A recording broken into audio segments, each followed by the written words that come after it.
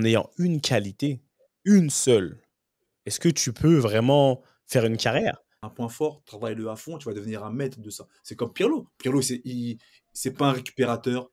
Je sais même pas s'il a de l'endurance. Il est super lent, mais il avait un point fort, c'est son jeu de passe. Son jeu long, son jeu de passe. Il a dit quoi? Cazzo, fuck it. Moi, je fais que des passes. Temps, bah, je suis encore un monstre de compétition, mais j'arrive à te faire passer pour le mec le plus patient au monde. Excusez-moi, mais tu sais pourquoi je rigole à toi, Ricky?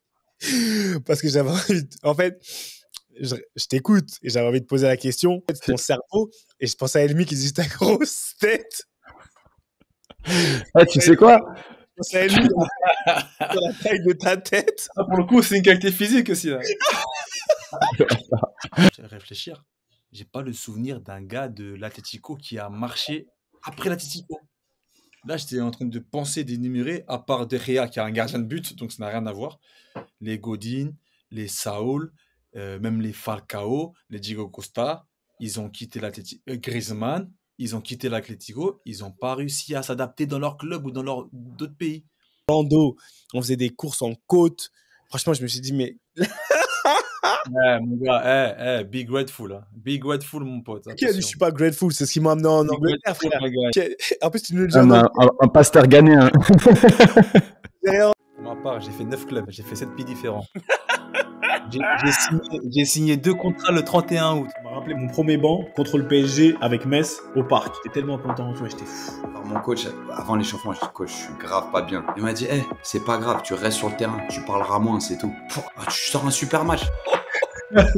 Ladies and gentlemen, bonjour à tous. Je m'appelle Sébastien Bassong, aka Baby Bass, et je vous souhaite la bienvenue dans Ballon, Main, Corps, l'émission de la génération 86, accompagné de mes frères depuis plus de 20 ans, de mes acolytes, de mes partenaires in crime, Ricardo Facci, aka Ricky Friandise, et de Quentin Westberg, aka Q, l'américain.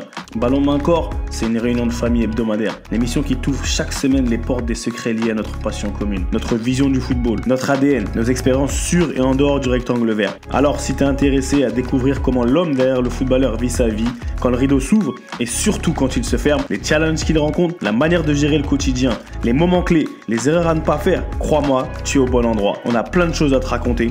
J'espère que tu vas passer un super moment en notre compagnie. De toute manière, c'est parti. Ballon, main, corps. Let's go! Le ballon, les mains, le corps. D'accord? Ballon, main et corps. Salut à tous et bienvenue dans un nouvel épisode de Ballon, Main, Corps, BMC, la réunion de famille hebdomadaire. Comme d'habitude, vous connaissez, hein, ça bouge pas. On est là au calme, petit pull, petit t-shirt, ça se la raconte. Petit pull au vert, petite capuce londonienne. Friandis, ça dit quoi? Ça va ou quoi? Ouais, frère, on est là, mais mon gars, comment je suis fâché contre toi, mon gars. Oh! Ah, je suis fâché contre toi, mon pote. Contre moi? Et j'ai fait quoi? Mon gars, je suis parti dans ta ville d'adoption. Je sais pas comment je dois l'appeler, ta ville d'adoption, ta ville de cœur, ta ville, je sais pas moi, ta ville de naissance footballistique. Je sais pas comment je dois Ou l'appeler. Londres? T'es venu à Londres? Non, je suis pas allé à Londres. Non, on parle pas de Londres. Le Grenat. La Croix de Lorraine. Là, je parle de la capitale de la Moselle, là-bas, là, à Metz. Oh, mais en quoi c'est ma ville d'adoption ou quoi? En quoi? T'as tout connu là-bas. T'as connu Oh, mais attends, c'est pas, tout ça. c'est pas parce que Strasbourg et vous, là, et 3, c'est vous, mais moi, je signe pas pour ça. Hein. Un rejet total. Vas-y, dis-nous pourquoi, Ricky, dis-nous pourquoi. Pourquoi t'es C'est la fâché? ville, Metz, quand même. Pourquoi t'es fâché? Parce que... Non, mais dis-nous. Oh là là, hier, là, comme on enregistre, hier, je suis parti voir un match, je suis parti commenter le match Metz-Le Havre. Bon, ça va. On va dire, vas-y, j'étais maudit à moitié parce que pour faire un match, il faut être deux, tu vois. J'ai assisté à un match, mon gars. Oh là là là là. Comme ils ont dit dans l'équipe, comme ça, ce sera les termes de l'équipe, c'est pas mes propres termes. C'était un match affligeant. Affligeant. Oh là. Ça, c'est les grands termes. C'est comme quand t'as passable à l'école. Tu sais, il y a très bien, bien, assez bien et passable. Là, c'était affligeant. Là, c'était moyen moins, là. Oh là là, mon gars. Pour rester courtois, Poli. pour rester poli, c'était compliqué. Match entre promus, match entre deux équipes qui se cherchaient, la pluie, le froid.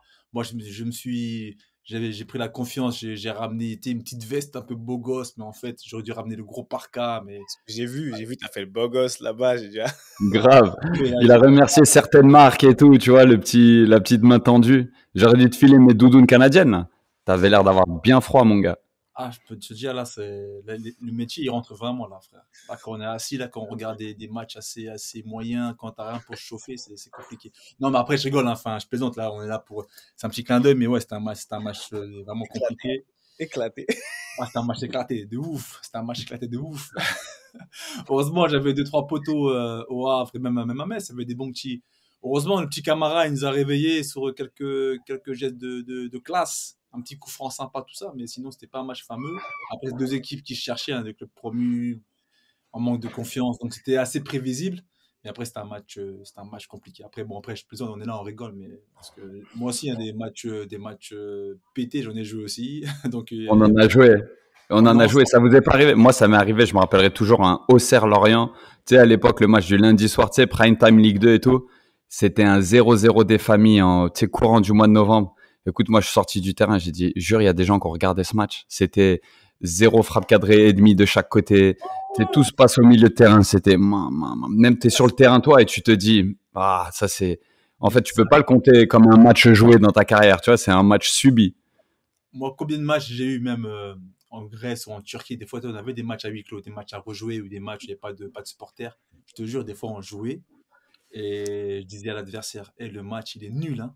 Le match is terrible, hein, right? Le match, il est trop naze, frère, laisse tomber. On se faisait chier pendant qu'on jouait, c'était incroyable. Donc, ça arrive. Ah, mais et le pire, c'est souvent dans les matchs comme ça, il y a des joueurs, enfin, d'un point de vue de spectateur, tu dis c'est éclaté. Mais les joueurs, quand ils sont dans le match, souvent certains ils disent, ouais, c'était dur, on a fait ci, on a fait ça, mais ils se rendent pas compte que d'un point de vue, quand ça passe à la caméra, c'est ennuyant au possible. Ouais. Non, mais après, tu vois, moi en plus, j'ai fait les après-matchs. Avec Prime Video, tout ça. Puis j'ai parlé avec quelques gens que je connaissais, notamment au Havre. Non, eux, ils sont dans le game, ils étaient là, ils voulaient ramener les 3 points. En plus, là, bas de tableau. Donc ça se fightait, tu vois. Il y avait quand même un certain intérêt. Mais ouais, je pense que quand ils vont faire la vidéo lundi soir ou mardi matin, là, ils vont dire, ah ouais, en fait, le match, là, était de piètre qualité. Hein. Enfin bref, voilà. Il y a des matchs voilà mon week-end. Merci de ton retour d'expérience sur ton expérience de Lorraine. Merci beaucoup, Monsieur Fati. Du coup, ville sympa. Oh, petit, tu vois, tout le monde aime Ricky quand même. Il faut qu'il dise un petit mot doux. Ville sympa. À Lorraine, par quelque chose de positif. On sait jamais si tu tournes bientôt. Belle gare. Belle gare. Ah oui, une gare de ouf, la gare de Metz. Et Thiel, ça dit quoi là-bas? Ça dit MLS, il y a du spectacle. Hein. C'est le début des playoffs. Donc là, tu commences à avoir des scénarios assez intéressants. L'excitation qui monte. Tu vois, nous, on joue après-demain à Columbus. Donc pour notre premier match des playoffs, il y a un nouveau format cette année. À savoir, il faut gagner 2 matchs pour passer. Donc tu as potentiellement 3 matchs au premier tour et ensuite, c'est élimination directe comme avant. Donc là, il y a pas mal de matchs qui ont commencé dans notre conférence et dans la conférence Ouest. Écoute, pour le coup, là, tu as vraiment du spectacle à la télé et tout, avec les qualités et les défauts de la MLS, mais là, tu as du spectacle. Et puis, tu sais, comme toute équipe qui se prépare à son propre match, tu sais, tu fais un peu plus les pénaux, tu sais, tu amplifies un petit peu l'adversaire. On joue contre un adversaire qu'on a joué récemment, qui est une belle équipe. C'est une espèce de version de Toronto. Il y a le front office de Toronto. Il y a l'ancien coach de Montréal. Enfin, tu vois, il y a pas mal de synergie avec ce que j'ai connu dans mes 4 années à Toronto. Donc, ouais, c'est intéressant. Il y a même un ex-coéquipier de Ricky au front office, Issa Tal, qui bien sûr connaît Ricky. Hein. C'est une des nombreuses fois où j'arrive. Ah ouais, tu connais Ricky et tout. Ouais, je connais Ricky. J'ai cette chance-là. Et il y a même Saba qui m'a demandé tes nouvelles. Ricky, how's Ricky? Fantastic guy. Hein? Fantastic guy. Toujours. On aime Ricky. Donc, même Ricky, tu vois, me rapproche des gens, tu vois. C'est parfait. Ça s'appelle le plug, mon gars. C'est quand on est ensemble. Ça, c'est pour le coup, c'est vraiment le plug. Et non, mais tu te sens. C'est bon, t'es excité toi-même. T'es pris dedans ou tu fais toujours le. Quentin, le mec. Moi, c'est très bien que je suis quand même relativement calme par rapport aux choses. Après, la vérité des vérités, c'est que je suis pas prévu pour jouer. Donc, il y a une petite adrénaline en moi. Mais après, vous mieux que personne, connaissez mon mindset, à savoir, on se prépare comme si on allait jouer chaque jour et que c'est un marathon et pas un sprint. Donc, moi, bien sûr que je suis plus que prêt, comme je suis prêt tous les jours depuis très longtemps. Mais la petite adrénaline et l'excitation, tant que t'es pas exposé, quand t'es gardien, tu sais quand tu vas jouer ou pas. Donc, je vais pas vous mentir et vous dire les nuits sont un peu plus compliquées. Tu sais, quand t'es joueur et que tu prépares un match, tu te dis ouais, mais des fois t'as envie de retrouver cette petite anxiété, ce côté un peu, je sais pas ce qui va arriver, le côté un peu. Et puis ensuite, quand le coup d'envoi est donné, là t'es dans ton élément, tu vois. Donc c'est vrai que je travaille pas avec l'idée que ça va m'arriver dans 2 jours, mais je suis prêt à cette éventualité naturellement. Ah, toi, t'es prêt. Mais t'as vu, quand t'es joueur, hein, dans tous les cas, je sais pas pour ceux qui nous écoutent ou pour les autres, quand tu sais que tu vas pas jouer quand même, ça enlève un petit truc. T'es prêt, mais comme tu dis, cette excitation, faut pas se mentir. Et des gens, ils sont là. Moi, je pense que c'est humain. Pour le coup, ça veut pas dire que tu vas pas faire ton travail si tu es amené à le faire. Mais si tu m'avais dit, ouais, je suis grave excité, comme voilà, I can't wait, j'aurais dit, frérot, c'est pas très Les crédible. coups de violon. Ouais, les coups de violon. Non, mais par contre, la vérité des vérités, c'est que si je suis amené à jouer, naturellement, je vais un super outcome et pour moi et pour l'équipe. Ouais. Donc, est-ce que cet outcome, il peut se passer si je suis une galère tous les jours, si mon comportement est mauvais, si je m'entraîne mal? Non, je peux même pas l'espérer. Tu vois ce que je veux dire? Je peux espérer avoir de la chance, mais je peux pas espérer saisir l'opportunité. Alors que là, moi, mon mindset, c'est je me prépare comme ça. Si cette opportunité se présente, je sais que ça va bien se passer. Mais ok, tu vois, je vais essayer de faire un petit lien avec le thème du jour et ce dont j'ai envie qu'on discute. Déjà, pour qu'on soit clair, je vous dis la vérité, la semaine dernière, moi, j'ai kiffé. J'ai reçu plein de messages par rapport à la semaine dernière. Bien sûr, comme on pouvait l'imaginer, ça a créé un peu de débat, etc. Et j'aimerais bien qu'on fasse une suite. Une suite, mais un peu différente. Comme la semaine dernière, on va un peu se diriger. On va pas parler des mêmes choses, mais ça m'a donné, on va dire, plusieurs idées. Et là, en fait, Q, quand tu parles de toi, tu vois, quand tu parles de toi, tu parles de ce que tu peux faire, ce que tu fais au quotidien, c'est tes qualités. Je pense que c'est une qualité. C'est une qualité. Je ne saurais même pas comment la définir dans le monde du football aujourd'hui réellement. Est-ce que c'est on dit qualité mentale, mais dans la qualité mentale, dans la qualité du comportement, je sais pas, tu vois? Parce qu'il y a les qualités physiques et les qualités techniques qui pour décrire un joueur, un bon joueur, un grand joueur, peu importe, c'est pas le débat. Mais j'ai cette idée en tête et je veux vraiment savoir quelle est cette qualité-là. À la fin, tu arrives même à me dire comment vous pouvez décrire cette qualité parce que Q, c'est un joueur de foot en activité et forcé de constater que ça fait partie de son package, cette qualité-là. On les met pas trop en avant. Mais tu vois, à la suite de la semaine dernière, j'aimerais je l'ai écrit en plus, je voulais qu'on approfondisse deux points. On va par le premier point, c'est le cas Thomas Müller. Quand je dis Thomas Müller, c'est parce que tu l'as cité comme ça la semaine dernière, et après on en a débattu sans trop en débattre. Et je pense que c'est un point important dans le sens où on lui a trouvé une qualité. C'est toi qui as dit ça. Vous avez dit ça, vous étiez d'accord. Tu as dit dévoreur d'espace, c'est ça que tu as dit? Sa qualité? Ouais. Dévoreur d'espace. Vous avez même dit, Quentin, il a dit on lui a trouvé une qualité. Et je veux savoir, est-ce que c'est réel? Parce qu'on l'a mis dans le débat des grands joueurs, etc. Mais en ayant une qualité, une seule, est-ce que tu peux vraiment faire une carrière en ayant une qualité? Et et quelle était votre qualité? Si vous en avez qu'une seule, laquelle vous devriez retenir? Parce que ça m'a fait penser à ça quand tu as parlé de ce que tu fais tous les jours. Si je suis une galère tous les jours, est-ce que ta qualité première, elle fait partie de ta qualité du côté mental, technique, physique, ce délire de une qualité? Après, je vais vous faire écouter encore un petit enregistrement audio qui va venir vous apporter un peu plus de contenu par rapport à ça, de contexte. Mais ouais, c'est ma première partie parce que quand on réfléchit, je pense qu'il y a beaucoup plus de joueurs qu'on ne le pense qui n'ont qu'une seule qualité et qui ont fait des carrières. Après, on dit, j'aime bien quand tu n'as pas de col, mais tu touches ton col. J'ai vu, tu as froncé les sourcils 2-3 fois. Tu te dis, ah, là, c'est intellectualisé. On y va. Non, non, je cherche mes termes, je cherche mes mots dans la tête parce que... Mais d'abord, est-ce que ça a du sens ce que je raconte? Oui, totalement. Ok. Parce que comme tu l'as bien résumé, Thomas Müller, on l'a trouvé sa qualité, propre à lui, ou alors enfin, qu'on l'a créé, c'est que là, lui, il s'est inventé carrément une qualité propre à lui qui a fait, qui fait de lui qu'il soit vraiment un grand joueur. Il a vraiment, comme je peux le dire, bon, c'est un faux ami, faux anglais, mais il a masterisé un peu je vois cette qualité-là. C'est devenu vraiment sa qualité première, qui a fait donc sa grandeur. Donc, en effet, je pense que chacun a sa qualité propre. Et je pense que où est-ce que tu veux en venir, c'est que il faut qu'on trouve sa qualité, qu'on l'exploite et qu'on la travaille au mieux. Donc, moi, je suis assez d'accord avec ça. Et c'est dur de l'identifier, je pense, hein, à la base, sa qualité première. Sa qualité première, je parle, hein.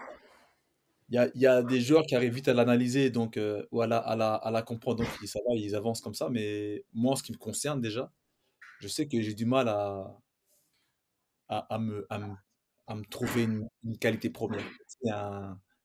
C'est une vraie force, que ce soit mentale, physique, technique, tout ça, tu vois. Et en fin de carrière, en fin de carrière, comme avec le recul, avec l'expérience, euh, peut-être, si aussi moi je mets les pieds dans le plat, hein, si on avance directement dans le débat, je pense que ma qualité première, ça a été l'adaptabilité, hein. C'était le fait de savoir m'adapter aux environnements, au fait de répondre aux besoins du coach, aux besoins des clubs, aux besoins, tu vois, de mon environnement, tout simplement. Et j'ai su m'adapter. Et est-ce que c'est une force pour autant, une force qui m'a permis d'évoluer? Je sais pas. Mais en tout cas, ça a été pour moi une grosse qualité parce que ça m'a permis d'avoir une longue carrière. Mais est-ce que ça m'a permis justement à optimiser ma carrière ou de faire quelqu'un de moi, pas de grand joueur, mais de progresser ou de devenir quelqu'un de très important? Je ne sais pas. On pourra peut-être en débattre. Mais ouais, moi, si je peux dégager comme ça un brut de pomme, une qualité première, enfin ma qualité première, elle n'est pas forcément physique ou technique, parce que physique, je me blessais souvent. Même si physiquement, j'étais quand même présent sur le terrain, mais je me blessais souvent. Donc, je pense que dans le physique, on peut rentrer l'histoire de blessure. Parce que je pense que le injury prone, comme on dit en anglais, c'est très important. Il faut savoir être fiable dans le terrain, dans le foot. Et niveau technique, j'étais pas non plus un joueur d'ouf techniquement. J'étais pas mauvais. J'étais average plus, parce que pour ma taille, j'étais quand même assez technique, je le dis en toute humilité. Mais après, ouais, côté mental, je pense que j'étais quelqu'un qui, au-delà tout ce qu'on dit, hein, résilience, motivation, professionnalisme, ça, c'est des choses qu'on doit quand même avoir quand on est pro. Mais je pense que mon adaptabilité, elle a été, euh, elle a été ma force, ouais. Parce que je voyais d'autres joueurs, justement, qui n'arrivaient pas à s'adapter, donc qui ont failli. Mais moi, voilà. Tu vois, comme je disais dans les précédents podcasts, après je termine là-dessus, dans les précédentes émissions, enfin les précédents épisodes, pardon, qu'on avait tourné à l'époque, c'est ce que je disais. Moi, j'ai jamais été sans club, j'ai jamais été, j'ai toujours eu des offres parce que je répondais toujours à un critère, parce que je savais m'adapter, parce que voilà, il y avait toujours un coach ou une équipe ou un système, une organisation qui disait ah, lui il va nous servir parce qu'il sait faire ça, il sait faire ça, il fait ça, il fait ça. Donc jusqu'à mon vieil âge, j'ai pu profiter du football. Après, Covid est passé par là et là, il y a d'autres paramètres qui sont entrés en ligne de compte. Covid l'a allumé tout le monde. Ah, Covid, là, il m'a allumé sale. Ah, Mais bon, ça m'a permis encore une fois, de me réadapter et de faire autre chose, tu vois. Donc, adaptabilité, moi, c'est ma qualité première, pour le coup. professeur, dis-moi, parce que j'ai vu. Non, j'aime bien. Hein. T'as pas coupé. Ça veut dire Attends, là, je suis bien dans le thème ou je suis hors sujet? non. On dit d'abord, c'est ta première. En fait, je pose une question. Pour moi, c'est une question qui m'est venue parce que à la suite de la semaine dernière, on a parlé plein de choses dans le débat de la semaine dernière. Je pense qu'il y avait en une heure, on n'avait pas le temps d'approfondir tout un tas de choses. Et quand vous avez parlé de Müller, c'est un truc auquel j'avais pensé. Et après, j'ai fait mes petites recherches sur des trucs et j'ai pensé à moi aussi. Je me suis dit, mais attends. Après, je vais vous faire écouter un truc. Ouais, cette qualité. Et Quentin, là, quand il a fait son introduction, il répète un certain nombre de choses depuis un certain nombre de temps, tu vois, qui le caractérise. Donc, Je suis obligé de poser la question. Est-ce que ça fait partie de ta qualité? Est-ce que c'est ta qualité, tu vois? Mais bon, je le laisse. Non, mais pour juste en revenir 2 secondes à Müller, moi je pense que justement c'est un joueur qui avait beaucoup de qualité, mais qui n'en avait pas une très très forte. Et que du coup, vu que les gens vous tentez d'expliquer sa présence au très très haut niveau de manière super constante, ils lui ont trouvé une qualité. Tu vois, ils ont réussi à dire que c'était un dévoreur d'espace. Et je te dis, c'est un terme en allemand, hein, que pour vraiment dire que voilà, il était expert à ce niveau-là. Parce qu'il avait énormément de qualité, mais c'était impossible de dire qu'il était ultra technique, impossible de dire qu'il était ultra physique, impossible de dire qu'il était ultra altruiste, ultra décisif. Tu vois, il y avait plein de choses, mais il était haut dans chacune de ces qualités-là. Et en fait, pour lui trouver un côté un peu exceptionnel, on lui a trouvé cette qualité. Surtout vu excuse-moi de te couper, mais vu l'équipe dans laquelle il jouait. À partir du moment où tu joues dans une équipe comme celle du Bayern, qui autour de toi, tu as des joueurs super techniques qui explosent au niveau d'une qualité, tu es obligé, quand tu as un joueur qui fait autant de, on va dire, de stats ou je sais pas, qui prouve autant, bah, de lui trouver aussi, tu vois, son pendant, tu vois. Mais je te Qui laisse joue avec tous continuer. les coachs. Exactement. Et en fait, pour en revenir à mon cas, moi, je pense que c'est assez difficile à décrire en une qualité, mais je pense que j'ai toujours été un compétiteur un peu extrême. Tu vois ce que je veux dire? C'était un truc où j'ai toujours voulu bien faire.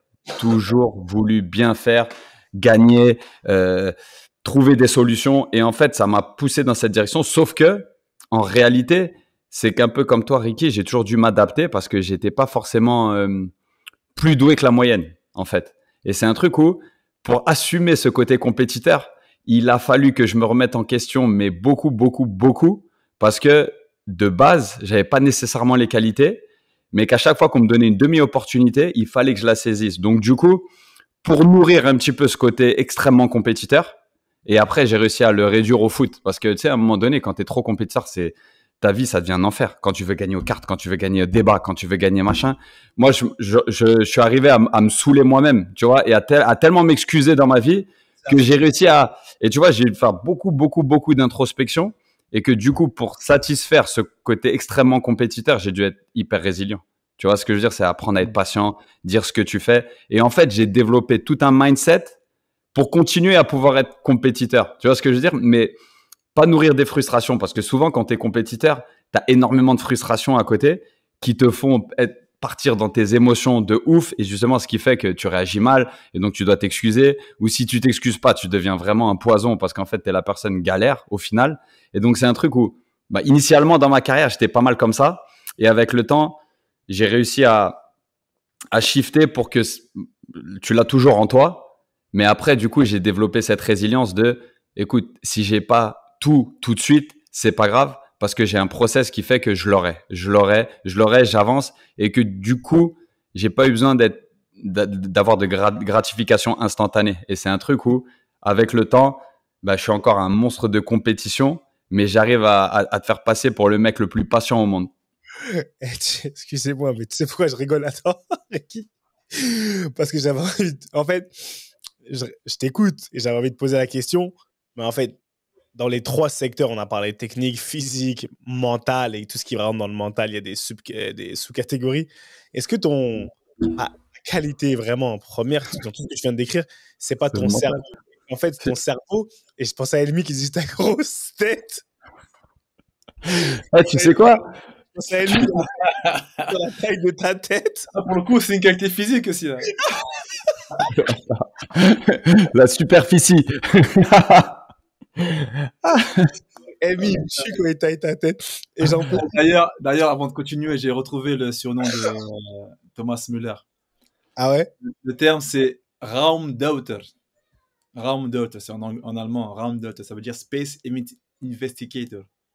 Space Investigator, ça de Et tu vois là, j'ai trouvé l'article, c'est en anglais. Tu vois, ils disent, bon, pardon my English, but I will try. Müller's nickname of the Raumdeuter describes how he plays. He's not a traditional winger, but a player who seeks out spaces across the front line. He redefined what a winger could do. With his unique playing style in finding a space, Müller has managed to score 254 goals and set up 23rd assist with Bayern München in 650. Donc 250 buts, plus de 200 buts. Pour ceux qui Deux En connaissent centres buts et pas, deux centres d'assists. C'est un mec, là, il a redéfini un peu voilà. un style d'attaquant. Pour ceux qui Pas vraiment traduisent buteur, pas les- vraiment passeur, pas vraiment ailier, pas vraiment en pointe, pas vraiment en soutien. Voilà, il trouvait l'espace nécessaire pour être efficace. bah Donc, en 600 matchs, 400 buts ou assists. Donc, c'est un joli ratio. Hein. ouais. Donc, tu vois, sa qualité, et on lui a trouvé, bon, comme il a bien expliqué, le professeur, tu vois, on lui a sorti une qualité au milieu de toutes ses qualités. Donc, mais ouais, mais Q, quand tu dis ça, moi, quand je t'écoute parler, et en fait, j'essaie de personnaliser cette réflexion pour que ceux qui nous écoutent, quel que soit le niveau, quel que soit, si tu sois dans le foot ou ailleurs, bah, que tu te poses la question au bout d'un moment, est-ce que j'ai une qualité fondamentale qui fait de moi aujourd'hui, bah, qui donne de moi mon côté unique, tu vois? Et quand j'écoute Ricky, je t'écoute toi, tu as parlé de ta compétitivité, etc. Mais tout était lié à ton cerveau, on va dire, tu vois? Vraiment à ta qualité d'analyse. Non, arrête. À ta qualité d'analyse. Parce que ces introspections que tu fais jeune, très jeune, pour comprendre que, attention, tu peux devenir une galère, etc. Je pense que nous-mêmes, ou la majeure partie du temps, on les a un peu plus tard. On les a un peu plus tard. On a des introspections, quelles qu'elles soient. Mais c'est là, quand tu as envie de gagner tout le temps et tu deviens limite, tu vois, ça devient toxique pour que tu saches, attention, il faut que je régule. Parce que pour moi, tu n'as pas changé, tu as appris à réguler. C'est pas la même chose. C'est comme les gens ils disent oui, non, il faut plus que je sois ça. Non, il faut que tu apprennes à réguler. Des fois, toi, t'étais peut-être, la lumière était trop forte, toi, trop brillante. Et je peux dire ça parce que moi, je connais ça. La galère de celui qui veut gagner tout le temps à tout prix, tu vois, winning at all cost, bah, c'est bien, mais à un moment donné, dans certains environnements, ça va te, ça va te porter préjudice. Je vais vous faire écouter le maître Arsène qui disait ça par rapport à ça, tu vois. C'est marrant. Attends. Les autres. Mais au départ, c'est moi ou les autres. Il y en a beaucoup qui échouent là-dessus. Et donc, comment tu les aides? Moi, d'abord, j'essaye de détecter toujours, tu fais ta vie avec un point fort. Les autres peuvent compenser tes points faibles. L'exemple bien connu en France, c'est Giroud. Il n'a pas tous les points forts, mais il a un point fort vraiment énorme. Donc, il a fait sa carrière là-dessus. Et je cherche cela. Après, évidemment, il faut plus le sport avance, moins il faut que tu aies de trous.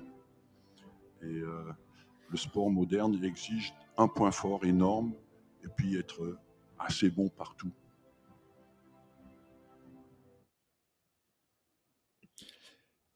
Mais tu vois, ça c'est peut-être un peu le problème de la formation. De la formation ou de l'information? Non, de la formation. Ok. Non, mais le débat est ouvert. C'est pour ça que Ou alors de la formation à je notre voulais époque. vous écouter d'abord par rapport à vous. Et après, tu vois, un peu voir. Parce que tu vois, ça, c'est l'idée d'Arsène Wenger. Comme tu l'as dit la semaine dernière, c'est l'expert des experts. Donc, s'il le dit, c'est que voilà, il y a un sens à ça. Mais c'est pas vraiment dans le sens où on a été formé. Parce que nous, voilà, on voulait être le plus complet possible. On avait un point fort, mais il fallait corriger, il fallait justement travailler ses points faibles. Et on prenait pas le temps vraiment à travailler ses points forts. Moi, en tout cas, comme je te dis, hein, moi, je peux pas dire c'est quoi mon point fort. Mais j'ai pas vraiment de point faible. La preuve en est, moi, je savais défendre, je savais attaquer, je savais passer. J'étais pas un grand passeur, j'étais pas un grand défenseur, j'étais pas un grand attaquant. Je marquais pas beaucoup de buts, mais je défendais bien.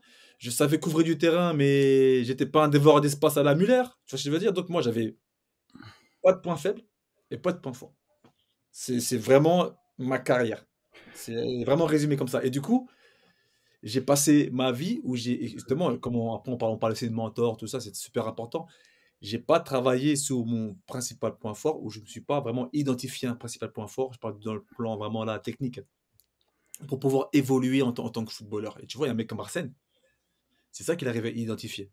Et ou peut-être même qu'il dit ça à ses joueurs. Tu as un point fort, travaille-le à fond, tu vas devenir un maître de ça. C'est comme Pirlo. Pirlo, c'est pas un récupérateur.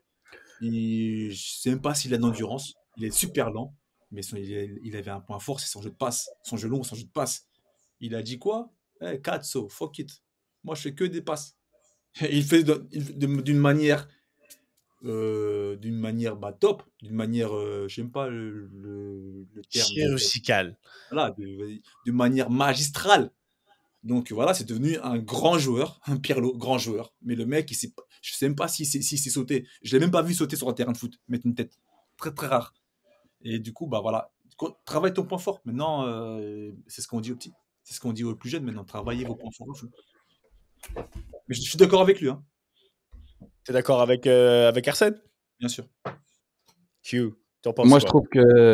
je trouve que justement, le football dans lequel on a grandi de joueurs relativement complets, il est en train de basculer vers des joueurs unidimensionnels, à savoir, toi, tu prends bien la profondeur, toi, tu défends bien, toi, tu es un bon centreur, et en fait, je trouve qu'on a beaucoup orienté les joueurs vers une qualité forte et qu'on en a fait des joueurs qui ne peuvent pas évoluer dans n'importe quel environnement. À savoir, tu vois, Ricky, toi, ce que tu décrivais, c'est que tu joues dans une équipe bloc bas, ça t'allait. Que tu joues dans une équipe qui avait beaucoup la possession et qui allait dominer, ça t'allait aussi.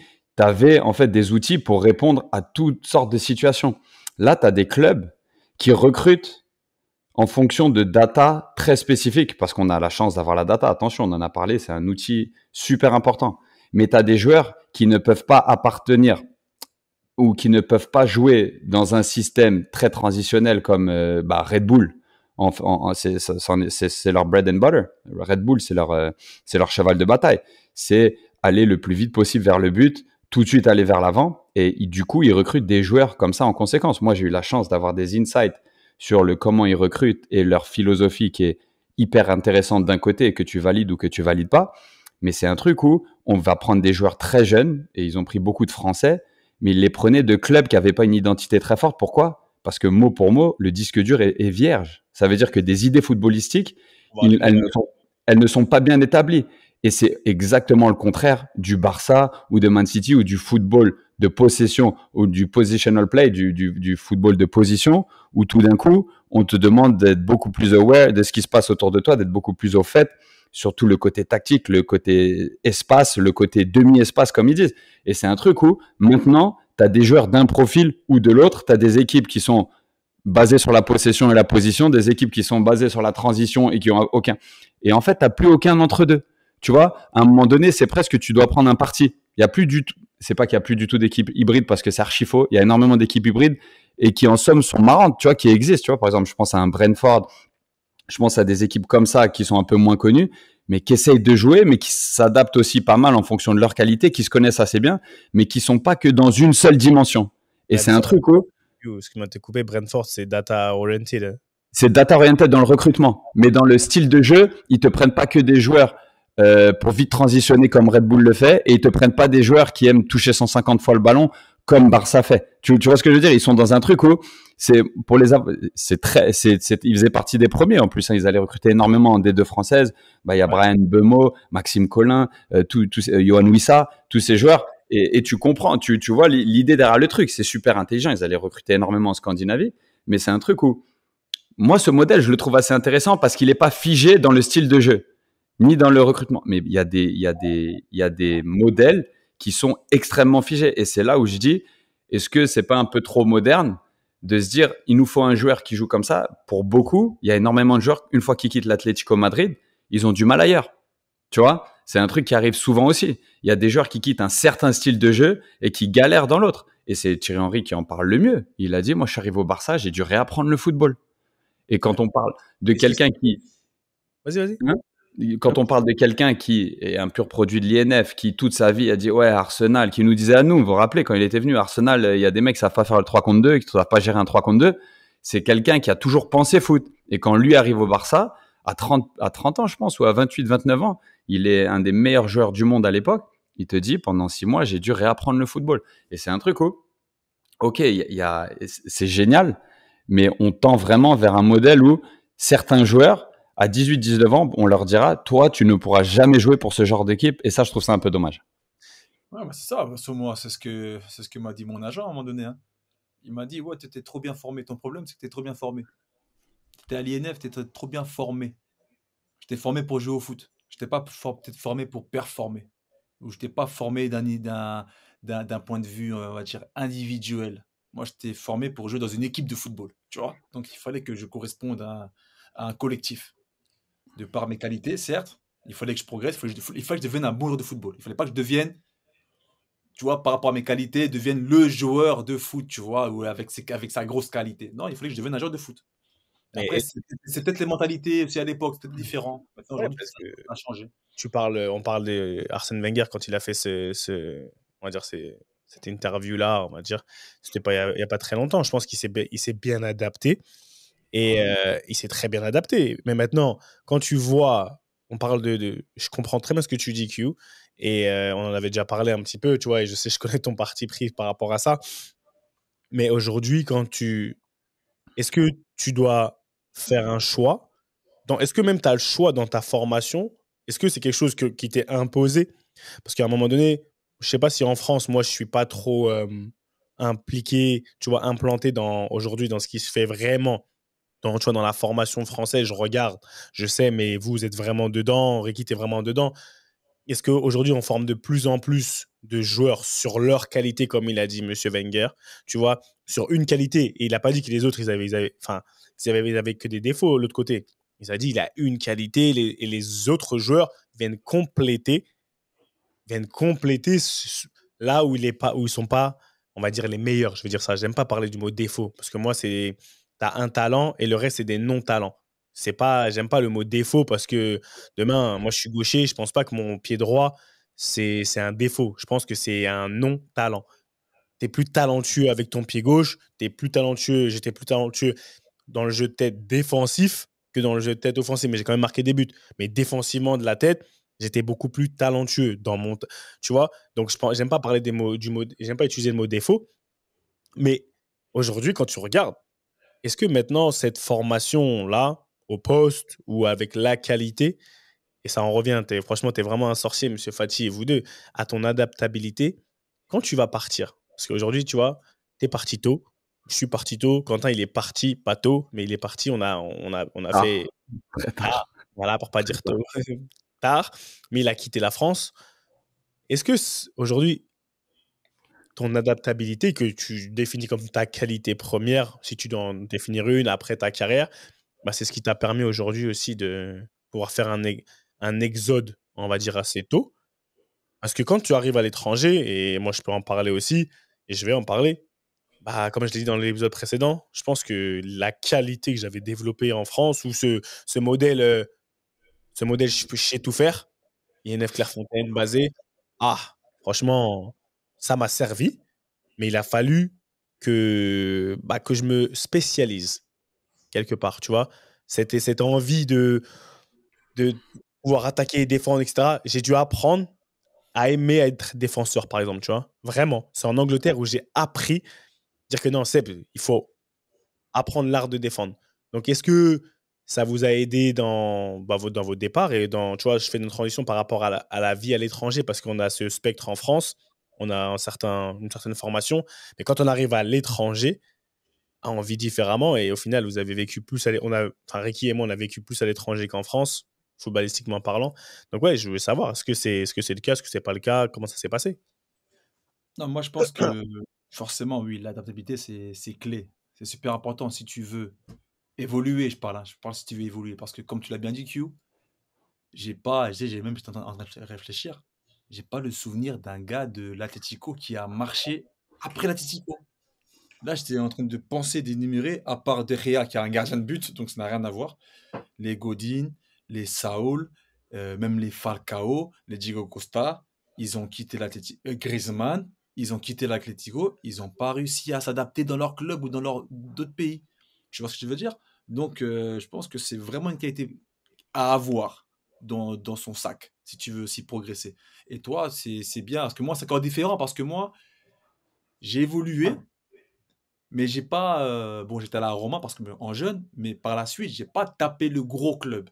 Je me suis adapté, ça veut dire que j'ai pu faire ma carrière, mais comme tu l'as dit aussi, il faut aussi savoir se spécialiser. Moi, peut-être c'est ce que j'ai pas su faire. Ça veut dire que moi, je suis devenu un joueur, on va dire, fiable, mais je suis pas devenu peut-être pas un grand joueur, mais tu vois, un excellent joueur pour pouvoir, ou un joueur spécialiste à quelque chose de bien précis. Même en tant que milieu de terrain.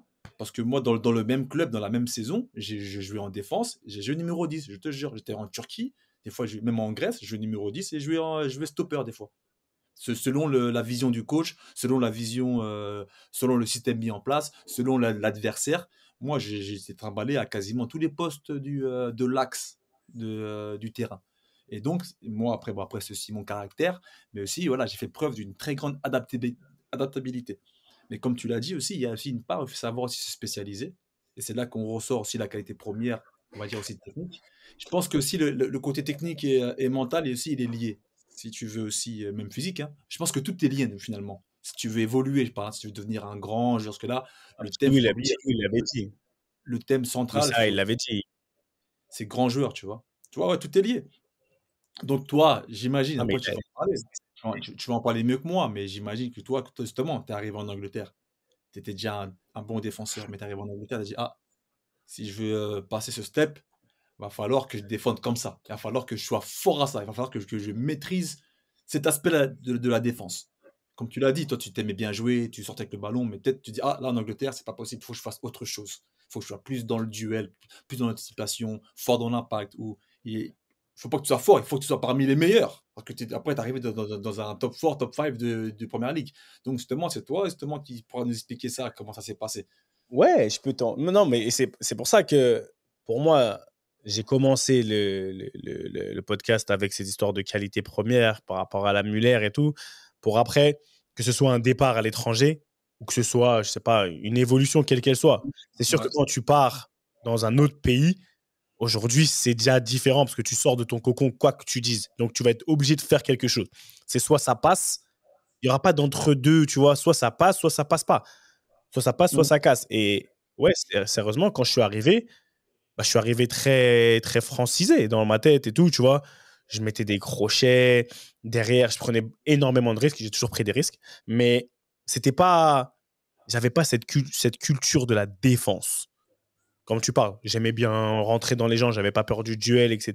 Mais c'était pas encore assez pour me spécialiser, pour pouvoir, comme tu dis, passer un palier. Et là, à un moment donné, j'ai compris.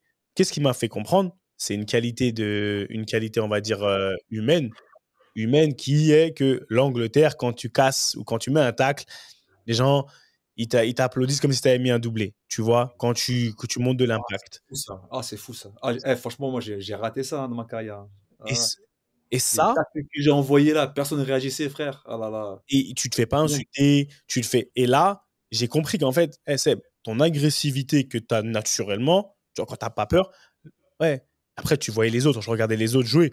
Et en fait, j'ai vite compris comment ça se fait limite, on monte certains types de défenseurs qui, pour moi, comme je l'ai dit la semaine dernière, sont éclatés, selon ma grille, tu vois, de notes, vas-y, comment tu ressors le ballon, etc. Mais là, on les voit, ils sont. Laisse tomber comment on parle d'eux. C'est là où je me suis dit, tu sais quoi, Neko, non, tu sais quoi, on va aller à l'essentiel. Il va falloir que tu sois le meilleur dans l'impact. Et après, le reste que j'avais déjà en moi, c'était un bonus. Tu vois, les sorties de balles extraordinaires, etc. Les feintes de ouf et tu pars avec le ballon. Ça devenait un bonus. Ça faisait plus partie de mon jeu tout le temps. La spécificité, c'était, hey, il va vite, il est puissant, tu vois, il anticipe bien et il rentre de... Allez, on est parti. Je vais faire sur ça. Et après, quand tu es à l'aise, tu peux sortir avec une belle feinte, une banane. Est-ce que tu veux une sortie de balle un peu plus compliquée? Sortir, faire des 1-2. Mais ça, c'était devenu vraiment, vraiment un bonus. Et c'est là où j'entends ce que dit Arsène, parce que tu fais ta carrière, tu es connu pour ça. Tu vois, je suis parti à Newcastle, c'était mercredi dernier. Et quand j'ai fait mon speech, à un moment donné, je suis sur un espèce de panel. Et le présentateur, après que j'ai parlé tout seul, il me vient, il me dit, hey, tu sais comment on t'appelait? Et franchement, véridique, il me dit la Rolls-Royce de trucs. Il me dit parce que tu étais costaud, tu étais beau et tu étais puissant. Je ne savais même pas. Et en fait, ça m'a parlé. Je me suis dit, ah ouais, ça m'a flatté, tu vois. Je me suis dit, non, mais ça m'a flatté parce que je me suis dit quand même, c'est-à-dire qu'ils ont vu que j'avais de la technique, mais ils m'ont dit, ah ouais, t'étais limite notre Marcel Desailly à nous, tu vois. Genre, on sentait que Et en fait, ils aimaient trop ça. Et ils m'ont monté par rapport à ça. Et c'est là où j'ai compris, ah non, t'es fou, je vais en Angleterre, je pars pas. Quand je suis arrivé en Grèce, frère, je mettais un contact. On me disait, oh, ici, t'es pas en Angleterre. J'ai dit, oh, ça, c'est à la fin de ma carrière, tu vois. Mais c'est là où je me suis spécialisé. Et oui, et je comprends que Arsène Wenger, il ait recruté la majeure partie de ses joueurs sur ça parce qu'il avait une équipe autour de lui. Q, vas-y, t'as touché ton nez, là, comme ça, trop de fois. C'est marrant comme moi, c'est même pas paradoxalement parce que pour aller complètement dans ce que tu dis, mon premier passage à l'étranger, mes 3 mois en Norvège, m'ont révélé énormément sur mon identité, sur ce que les gens voyaient de moi en 4-5 mois passés là-bas. J'ai eu beaucoup plus de feedback et ça m'a 2 fois plus conforté dans mon identité qu'en 10-15 ans passés en France. Après un match en Norvège, et tu vois, j'étais en concurrence avec un gardien jamaïcain qui faisait 2 mètres, donc qui était l'opposé de mon profil physique. Et il y a c'est pas un supporter, c'est un mec proche du club, c'est un petit manager, tu sais, qui aidait et tout. Il vient me voir et il me dit, tu connais le surnom qu'on a pour toi dans les tribunes? Et je dis non et tout.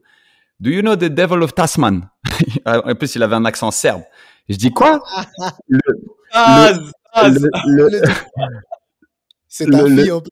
C'est ma fille en plus, ouais. Mais il m'a dit le diable de Tasmanie. Il m'a dit, t'es le premier gardien. On voit où la surface, elle est trop petite pour lui. Tu vois, t'aimes trop couvrir de l'espace, machin. Et tu sais, ça, c'est pas que ça fait clic, c'est que c'est un truc où j'ai toujours voulu occuper de l'espace. J'allais défendre haut, tu sais, les lectures de trajectoire et tout. Mais pendant super longtemps, c'était pas un football. Quand nous, on a commencé vraiment en pro, le rôle du gardien était complètement différent de maintenant. Ça veut dire que moi, au final, le foot moderne, et c'est sans doute pour ça que ça me sert encore maintenant et que je suis plus à l'aise dans le football de maintenant qu'avant, c'est que maintenant, on demande beaucoup plus au gardien de jouer avec les pieds, qui est la qualité qui ressortira sans doute toujours pour moi, de gérer beaucoup la profondeur et de couvrir un maximum d'espace qui a toujours été, tu sais, dans le domaine un peu plus spécifique. On m'a toujours dit, voilà, toi, tu es très agressif, tu es très positive style of play. Tu vois, c'est un truc où tu as toujours les appuis pour couvrir du terrain et pas seulement défendre ton but. Et c'est un truc où, avec le temps et l'évolution du poste de gardien, que ça m'a souri. Au début, c'était des qualités, on voulait pas en entendre parler. Ressortir le ballon, pendant longtemps, c'était ouais, t'as un bon jeu au pied parce que t'es précis. Mais c'était pas parce que on peut repartir avec toi ou tu peux créer un joueur de plus. Ouais, non, vas-y, reste dans ton but, tu sais, les balles en profondeur, on a des défenseurs rapides. Tu vois, des trucs comme ça. Alors que maintenant, c'est vachement plus utile. Et c'est un truc où, effectivement, moi, ça a été un peu le contraire. C'est que j'ai galéré souvent avec ma qualité forte plus tôt dans ma carrière, qui était un peu, tu sais, qu'on considérait pas beaucoup. Et au fur et à mesure du temps, je me dis, mais lui, c'est un gardien qui est un peu plus âgé dans le temps, mais qui joue comme un gardien moderne. À savoir, ça veut ressortir, c'est précis, ça joue. Enfin, tu vois, il y a un côté tactique au poste de gardien. Et donc, du coup, c'est un truc comme toi, où à ma première expérience à l'étranger, ça m'a établi sur, je suis comme ça. Tu vois, je suis comme ça, c'est mon profil. Voilà, je suis le diable quand tout va mal, je suis le diable de Tasmanie. C'est-à-dire, je couvre du terrain. Tu vois, je dirige, je couvre du terrain. J'ai une grosse présence qui est ma qualité, en fait. Et c'est un truc, il a fallu que j'attende d'être en Norvège en 2015. Tu vois, j'avais 31 ans. Et tu vois, là, tu t'es donné une leçon à toi-même parce que entre début de podcast, aujourd'hui, on a parlé de qualité. Aujourd'hui, avec la discussion, de toi-même, tu parles, tu dis ma qualité première. Tout à l'heure, tu me parlais de ta résilience, cerveau, ta grosse tête, etc. Au final, là, tu dis que ta qualité première, elle ne t'a pas servi. C'est en Norvège, en gros, que ça t'a établi. Mais c'était ton jeu. Ton jeu au pied, ta vision du jeu. C'était. Là, j'entends une qualité purement footballistique, ouais. Footballistique. Tu vois, qui n'a pas, tu vois. Et au final, tu vois, dans la discussion, je pense qu'on se rend compte, et Ricky, ça peut arriver aussi je pense qu'on va y arriver aussi, que l'image qu'on a de nous, de toi, là, avec un peu, t'as réfléchi vite fait, t'as dit, mon adaptabilité, je pense qu'avec si on réfléchit bien, si on se pose bien, tu dis que t'avais pas de qualité plus qu'une autre. Je pense que t'as une qualité, t'as un aspect footballistique qui est différent des autres, qui est plus élevé qu'un autre. J'en suis sûr.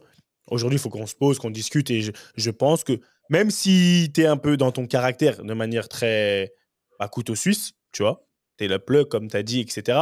Je pense que intrinsèquement, Q, c'est intrinsèque. Il est intelligent, il réfléchit, il analyse, il fait des introspections, ok, d'accord. Mais intrinsèquement, le football qu'il a, la connexion, comme tu as dit, tête, qui est là, il y a un truc. Et moi, je pense que, par exemple, moi aussi, on a été baignés dans le même bénitier, qui tu kiffes, mais il y a un truc qui est propre à nous, que peut-être, et même que les gens de Clairefontaine, par exemple, ont vu peut-être avant de nous matrixer. Parce que quand on rentre à Clairefontaine, on rentre bien pour quelque chose. On rentre bien avec, tu vois, une certaine qualité. Et les connaisseurs, ils ont vu quelque chose chez toi. Ils ont vu quelque chose chez moi. Après, ils n'ont pas vu un truc en commun. Non, Ils ont vu un Non, potentiel Ah oui. technique, ils ont vu voilà, une évolution future intéressante. Mais après, c'est vrai que là-bas, une fois à Clairefontaine, oui, là, comme tu dis, les mêmes bénéfices et tout ça, donc on a développé une chose en commun. Tu vois, c'est tout ce qui est, tu sais, le développement de ses qualités, en fait, simplement. Après, forcément, il y a une qualité première qui ressort, de par ton comportement, pas ton éducation, mais voilà, de par ta vision, tu vois, de par ton caractère, tu vois. Donc, voilà, ça se développe naturellement, et puis c'est bien, parce qu'en plus, en fait, après, ce qui est difficile, c'est, comme il a dit Q, lui, il s'en est rendu compte. Il fallait qu'il parte en Norvège pour le découvrir, c'est qu'il faut savoir l'identifier. C'est ça le principal problème, c'est qu'il y a des mecs qui n'arrivent pas à l'identifier. Est-ce que tu peux C'est l'identifier pas pour c'est toi? pas la force de Arsène. Arsène, c'est pour ça il prend des joueurs très jeunes aussi, hein. Il prend pas forcément des joueurs super forts. Moi, je me rappelle, Van Persie, bon, c'était un très bon joueur, hein, mais dès qu'on lui fait signer, enfin, à ma connaissance, dis-moi si je me trompe, hein, c'est pas un crack de ouf. C'est pas un crack de ouf. Robben était plus un crack à l'époque que Van Persie, tu vois. Mais pourtant, c'est Robben qui part à l'époque à Chelsea et Van Persie à Arsenal.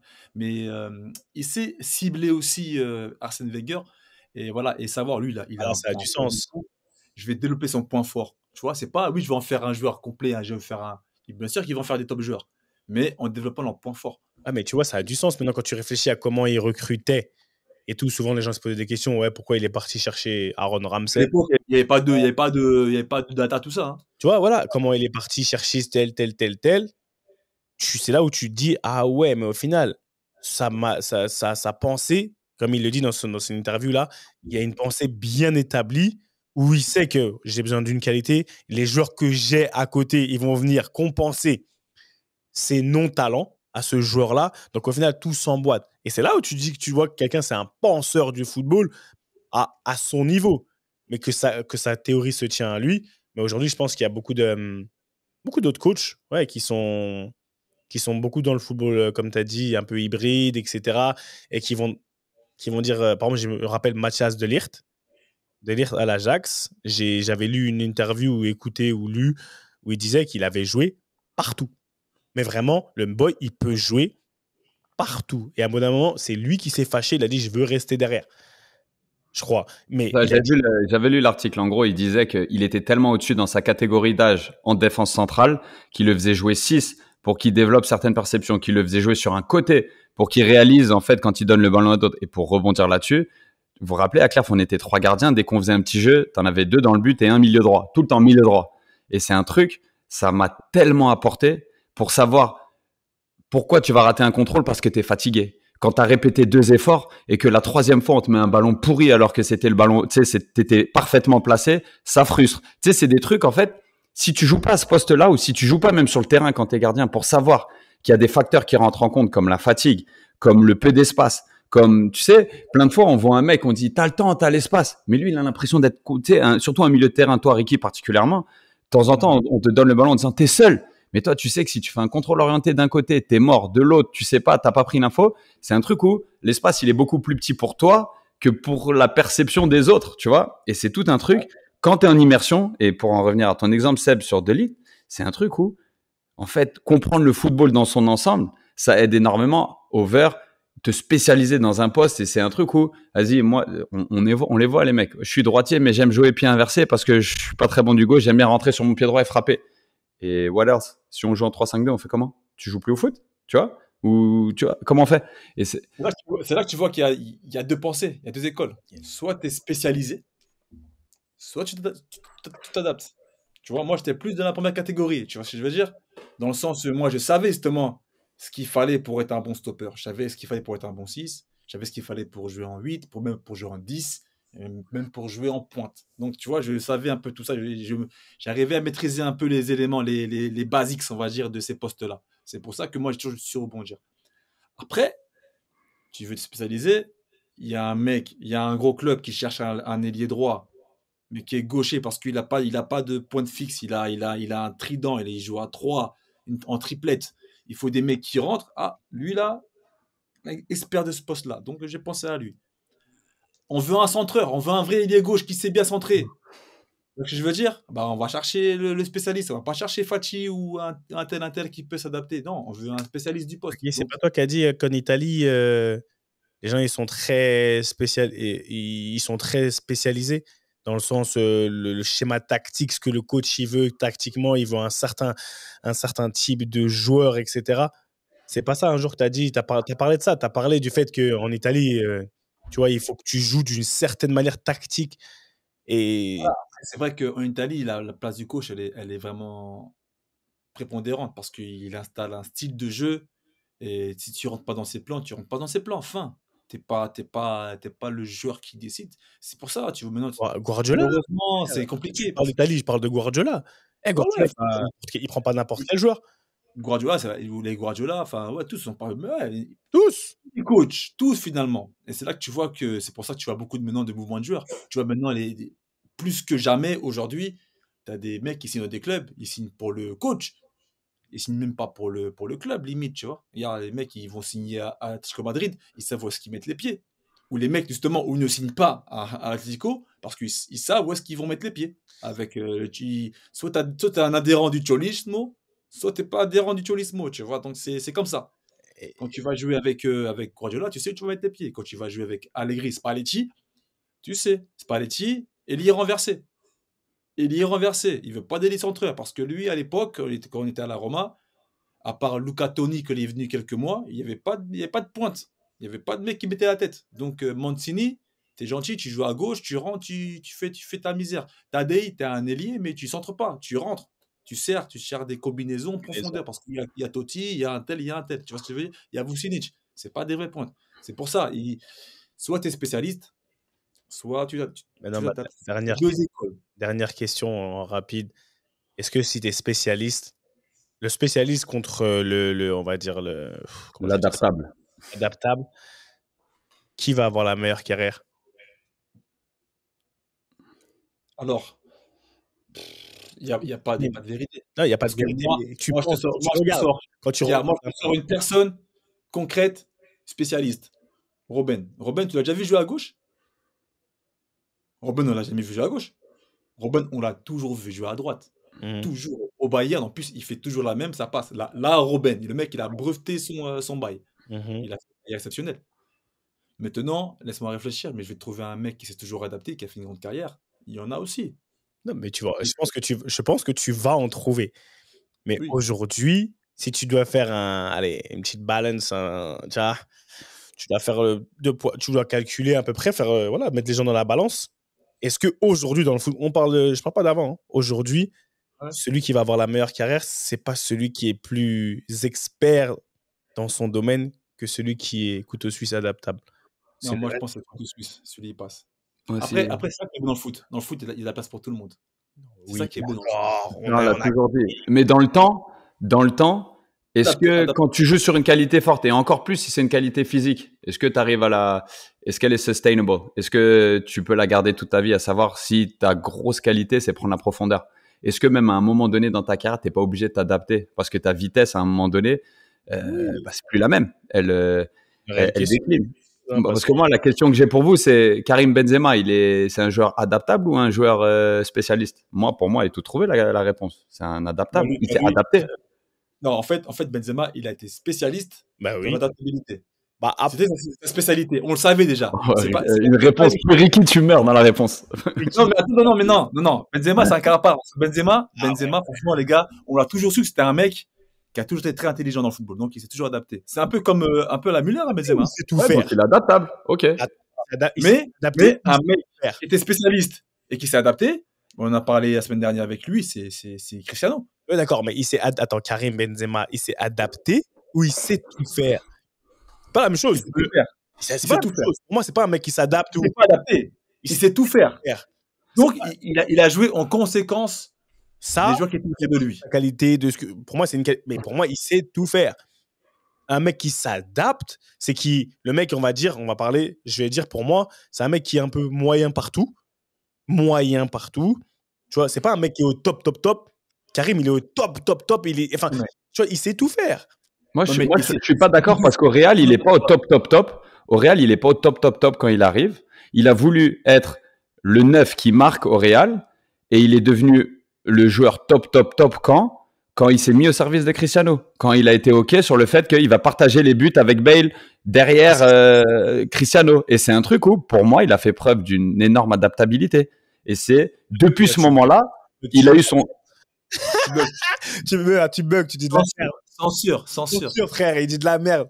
Il a dit ça. Non, mais il a raison. Mais après, Alors là, il a on en a parlé souvent.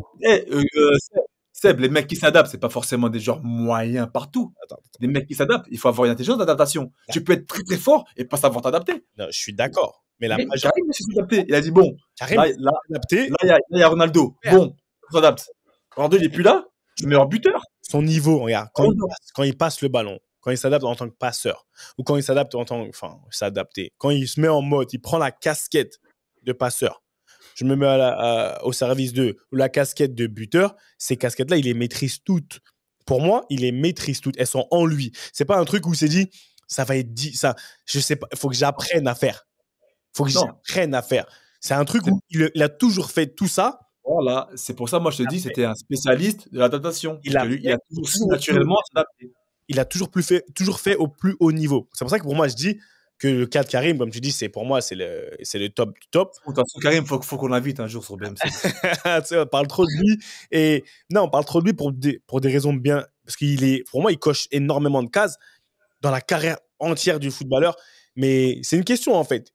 Est-ce que le joueur qui s'adapte, est-ce qu'il y a plus de joueurs qui s'adaptent en étant sur 10 à 9, 8, entre 8 et 10, tout le temps, dans tout ce qu'ils font, dans tout ce qu'ils t'ont amené à faire, ou tu t'adaptes sur toute ta carrière parce que des fois, tu es entre 6, là, je ne suis pas le meilleur du tout, je sais faire autre chose. Mais un entraîneur, par exemple, moi, on m'a toujours dit, je préfère un joueur qui me donne sur 5 matchs, qui me donne 4 fois un 6,5, 7, qu'un mec qui va me donner une fois un 8, tu vois, je suis un fou, moi. Ouais, un 8 sur 10, et qu'une fois, il va me donner un 3. Donc, cette adaptabilité, dans la constance, c'est-à-dire la consistency, c'est une question que moi, je pose parce que je pense qu'il y a trop. Aujourd'hui, on est dans un monde où, cette spécificité, aujourd'hui, même dans mon taf, qu'est-ce que tu fais? Il faut que je sois expert d'un domaine. Si aujourd'hui, à force de pouvoir tout faire, comment on dit ça? Quand when you catch two rabbits, when you try to catch two rabbits at a time, you're gonna catch none. Quand tu essaies de attraper deux choses à la fois, tu vas rien attraper. Donc cette spécificité aujourd'hui, à moins pour moi Seb, à moins que tu sois franchement high level, tu vas devoir te spécialiser. Si tu veux. Et spécialiser, ça veut pas dire être un imbécile qui dit moi je suis un numéro 10, je peux pas jouer sur le côté. Tu vois, c'est pas ça. Tu dois avoir quand même une culture footballistique, un minimum. On t'a éduqué pour avoir une culture footballistique. On t'a éduqué quand même pour savoir. Normalement, on t'a éduqué quand j'ai formé pour savoir jouer au foot. Et je pense qu'il y a une limite, tu vois. Il y a une. Voilà, mais on en rediscute. Non, mais je suis d'accord avec toi. Je suis d'accord que. Moi, je suis pas d'accord. Non, mais moi, il y a une part de vérité parce que moi-même, je suis là. Comme je l'ai dit au début, je suis un peu l'exemple un peu parfait. Je suis un peu l'exemple de la carrière qui a été longue, qui a été bonne en soi, mais qui n'a pas été top. Parce que je ne me suis pas spécialisé. Donc, d'une part, il a raison. Mais après, il faut savoir. Dans le foot d'aujourd'hui, moi, je pense qu'il faut savoir s'adapter. Parce que. Il faudra qu'on redéfinisse le terme de manière pratique de ce que c'est que l'adaptabilité. Parce que je pense que ce terme-là. On a déjà fait un podcast là-dessus. On l'a fait. Les gens.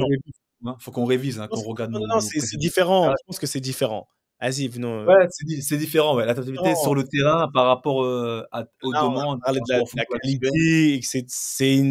Et je pense que c'est là où tu vois que ce terme-là, il s'applique à plus de situations qu'on ne le pense. Mais encore une fois, comment on trouve une définition? On ne pourra pas trouver une définition unique. C'est ça qui est bien dans le foot, comme vous dites. Ce qui est trop bien dans le foot, c'est qu'il y a tellement de phases et il y a tellement de besoins que finalement, une qualité forte peut être essentiel dans un club et complètement secondaire dans un autre. Et c'est ce qui fait, comme on dit souvent, il y a la place pour tout le monde. Mais c'est ce qu'on fait avec G86 aussi. On essaie de rappeler aux jeunes de connaître ses qualités et d'aller dans un club qui va mettre en valeur ses qualités. Effectivement, si tu es un joueur de ballon, si tu es un joueur qui aime les espaces, qui aime beaucoup toucher la balle, qui est en mouvement, tu vas vas aller plus vers un style de club, un style de jeu que certains centres de formation prônent. Over, si tu es un joueur un peu plus direct, un peu plus intense, un peu plus straight to the point, tu vas aller peut-être vers d'autres, tu vois, et c'est un truc. Joao Félix. J'aurais pas dû aller à Metz alors. Joao Félix. On avait des blagues sur Metz. Je disais à Metz, vous faisiez des sprints et des touches. On faisait on faisait des courses en montée au plan d'eau. On faisait des courses en côte. Franchement, je me suis dit, mais. Mon gars, be grateful. Hein. Be grateful, mon pote. Qui a dit je suis pas grateful? C'est ce qui m'a amené en Angleterre, frère. Mais you became professional thanks to Metz, so be grateful, mon pote. Mais t'es un fou qui a... En plus, tu nous le dis un pasteur ghanéen. En plus, je te le dis en adja, mon gars. Mais moi, je suis très... Et au final, rien n'arrive au hasard. C'est entre ce qu'on aime, soi-disant, et ce dont on a besoin. T'en avais peut-être bien besoin. J'avais réellement besoin. J'aimais pas. Mais ça, on s'en fout de ce que t'aimes. Qu'est-ce que tu as besoin, c'est différent. Et je pense que, Joe, que ça aide toute blague à part, Metz m'a donné ce dont j'avais besoin. Là, le froid, être préparé, peut-être planter des graines qui, quand je suis arrivé en Angleterre, frère, bah ouais, on est parti. Hein. Tu vois, on est parti. Donc, ouais, blague à part. Bon, allez, vas-y, ce week-end, ça dit quoi Écoutez, ATL, on commence aujourd'hui. Nous, c'est playoff. Hein. Nous, c'est playoff mercredi. Donc, nous, c'est money time. Money time. Donc, en fait, le monde s'arrête de tourner mercredi soir pour nous, en gros. Hein. Bon, après, c'est un double header. Tu sais, il faut gagner 2 matchs pour passer. Donc, là, c'est all eyes on Wednesday. Tout le focus pour mercredi. Envoyer de la force à Etienne quand même, parce qu'on veut que Quentin aille le plus loin possible, parce que ça fait toujours des bonnes anecdotes, ça fait des bonnes, tu vois. Envoyer de la force. Ça fait des bonnes histoires, ça fait... Et ça... Il reste pas longtemps, surtout, hein. Qui sont en vacances prématurément, là. Bah ouais, il faut qu'il reste un peu au soleil, qu'il rentre pas trop à 3 trop vite, parce qu'à 3, il va pas faire aussi beau qu'à ATL. Donc, tu vois... Qui a dit que j'allais rentrer? Ah, mon gars, tu vas rentrer, on va faire des BMC encore en présentiel, là, à Paris, en studio. Dès qu'il rentre, attendez-vous, hein, on est ensemble. Hein. Moi, c'est comme si j'habitais en France, tu vois, je suis rapide. Donc, ça dit quoi du côté de Rambouillet et toute la France, Prime Video, etc., etc. Moi, ça va cette semaine, vraiment avec mes petites Versailles. Franchement, là, mes petits, on n'en parle pas beaucoup, mais big up à eux, ils se comportent super bien. Ils se qualifient pour la Gambarde, premier de leur groupe en 18 terrains. On est pas mal, ça travaille bien. Franchement, on a un top coach, Jordi, top coach, franchement. En plus, il m'assiste bien pour mon BEF, donc franchement, c'est cool. C'est pas facile un BEF, hein, c'est pas facile du tout. Mais bon, ça taffe, tu connais, on va pas lâcher. Et ce week-end, je suis en plateau pour la Ligue 2, donc tranquille, il n'y a pas de déplacement, il n'y a pas de match de Ligue 1, mais petite Ligue 2, c'est pas mal aussi. Retour au pronostic bizarre. Ouais, pronostic difficile, à des matchs casse-pipe, des Grenoble-Ajaccio à pronostiquer. J'ai regardé, Binge, il en a eu 1 sur 9, je crois. 1 sur 8 la semaine dernière. Oh, il y avait 4 buts. Donc, sur 9 matchs, il y avait 4 buts à la 65e minute. Il y a eu au moins 14 ou 15 buts dans les 20 dernières minutes. Laisse tomber. Il y avait des scores PFC qui font 0-0 au match de... il y en a 2-2, ouais. Un match pourri jusqu'à la 70e. Ça a fini 2-2. L'autre qui doit perdre, qui gagne. Enfin, laisse tomber. Caen qui revient, qui était mené 2-0 à domicile. Auxerre qui perd à domicile contre Dunkerque, les derniers. Donc, c'est incroyable. Franchement, c'est bien parce que ça donne plein de choses rebondissantes, mais c'est impronosticable. Le mec qui joue des côtés match ou des Winamax sur la Ligue 2, il est timbré, le mec. Il met une passe pour son argent, on fait une bouffe ensemble ou un truc comme ça. Avis aux parieurs. Si vous pariez, ne pariez pas sur la Ligue 2. Je ne devrais pas dire ça normalement pour les sites de paris, mais allez sur la Ligue des Champions, sur la MLS, allez parier sur ATL. Mais... Et à London? À London, ce week-end, on sera en voyage. Hein. Ce week-end, on On sera loin, on sera loin. Cette semaine, non, tranquille, on prépare la semaine comme d'habitude. On a rien de spécial. Non, j'ai quoi? Cette semaine, rien de spécial. Tu vois, la routine. Après, on va finir, on fait un peu des BBC, c'est pas mal. Je fais le Naija là-bas et on travaille avec comment dire, certains clients. Non, coacher, tu sais, coacher. Les gens disent coacher, t'es sur le terrain. Non, coacher développement personnel, hein, enfin, dans le cerveau et tout ça. Il faut dire la vérité, je kiffe de ouf. Je sais pas, je kiffe. Quand je vois mes frérots là en train de faire les BEF, etc., je ne vais pas te mentir, hein, je suis tout cœur avec eux, mais j'ai vraiment pas envie. Ça me donne vraiment, vraiment, vraiment pas envie. Et c'est pour ça que je me dis, hein, je leur donne toute ma force. Toute ma force. Et non, mais le 1 contre 1, je préfère les coachings en groupe et tous les workshops. Je parle, j'ai mon micro, je suis content, tu vois. Je raconte ma vie là-bas, je parle. Je peux m'exprimer comme j'ai envie. Et ce week-end, non, en voyage, on en parlera un peu plus la semaine prochaine peut-être. Mais ouais, on va commencer à revoyager un peu loin. Et non, ça va être intéressant, au calme, tranquillement, sans pression. Sebs SMS, ça sort toujours. Je vous dis, quelle est votre vision et quel est votre mission statement, please? Je vous demande, c'est quoi, où est-ce que vous voyez dans 5 ans? Parce que si vous n'arrivez pas à me dire où est-ce que vous voyez dans 5 ans, c'est qu'il y a un problème. C'est qu'il y a un problème et il faut pouvoir Ricky, on sait, tu sais, c'est pas facile, hein, là. Wow, mais il a posé la question, mais moi, je fais, ouais, je sais pas, je suis l'année prochaine, frère, tu me parles de 5 ans, frère. Exactement. Et c'est exactement la réaction là que la majeure partie du temps on a ou que j'ai au départ et que ça fait cliquer les gens de dire ouais, mais pourquoi? Mais si, tu dois pouvoir te voir. Tu dois pouvoir t'imaginer, créer ton imaginaire et aller le chercher, que ce soit dans 6 mois, 5 ans. Et 5 ans, c'est long. Mais si tu arrives à te voir dans 5 ans, quand on aura, allez, ça va faire le même, 42 piges. Lâche pas les chiffres, comme ça, il y en a qui veulent continuer à jouer, gros. Laisse, tu vas faire croire. Wow. Je comptais signer un contrat de 5 ans, là, à la fin de l'année. Tu me fais quoi, là? Tu crois qu'ils me font?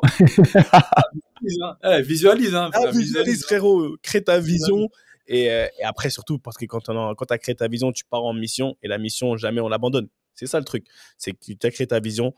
Après, tu pars en mission. Et aucune mission, on n'abandonne pas de mission, sinon c'est mort. Donc voilà, en tout cas, et ça, c'était la mission de Monsieur Ravio, comme il nous disait souvent, les frères. Mais aujourd'hui, il nous dirait les frères. Non, jamais de la vie. Monsieur Ravio. Toujours messieurs. Toujours, tu vois, cette classe. Toujours cette, tu vois, cette distance quand même. Tu vois, et je te jure que même quand je le vois encore, tu vois, t'as ce truc. Aujourd'hui, qu'on est père de famille, tout ça, c'est toujours. On est père de famille, on est, tu vois, mais on le voit, il y a ce respect, il y a cette distance, de la même manière que ce respect, il était là quand il disait « Monsieur Fati, je vous ai vu au Coco, je vous ai vu, basket parka, allez hop, vous tournez, c'était BMC, à la semaine prochaine, on est ensemble, beaucoup d'amour. » Et vous savez quoi? One love. Peace.